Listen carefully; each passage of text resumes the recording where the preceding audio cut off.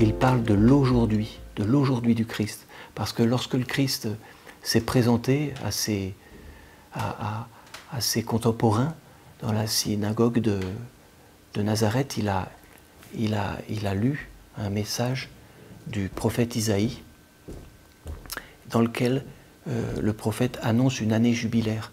Et le Christ dit, c'est aujourd'hui que se réalise cette promesse. Et finalement, le pape François nous dit, eh bien, l'aujourd'hui, il parle d'aujourd'hui mystique, l'aujourd'hui mystique du Christ continue, c'est notre aujourd'hui à nous aujourd'hui. Voilà, maintenant. On vit pour le Christ vivant maintenant, présent, ici. On ne parle pas d'un personnage du passé, on ne parle pas d'une belle histoire, voilà, quelqu'un qui a fait des choses formidables, qui a dit des choses. Non, on parle de quelqu'un qui nous habite, nous, aujourd'hui, et qui agit aujourd'hui à travers nous.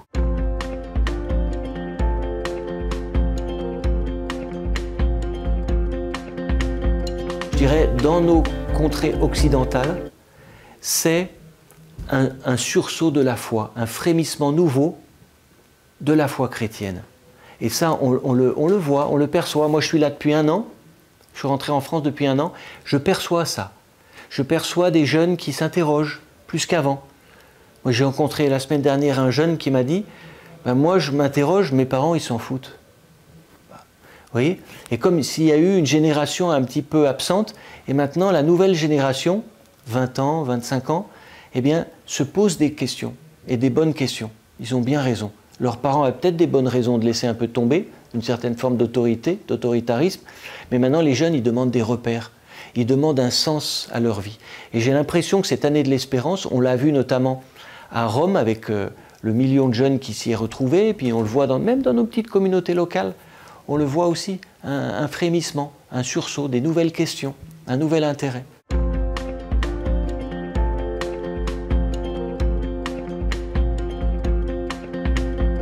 Je pense que l'espérance nous appelle, et je me sens appelé un peu à ça, justement, à être disponible à l'inattendu, à l'imprévu. J'ai dû m'adapter à des choses totalement imprévues pour durer un peu en mission. Voilà. Et en fait, c'est cette malléabilité que l'Esprit Saint suscite en nous, nous demande, pour pouvoir s'adapter à la réalité telle qu'elle est. Ne pas vouloir construire un monde parallèle, un monde qui me ressemble, mais servir le monde d'aujourd'hui tel qu'il est.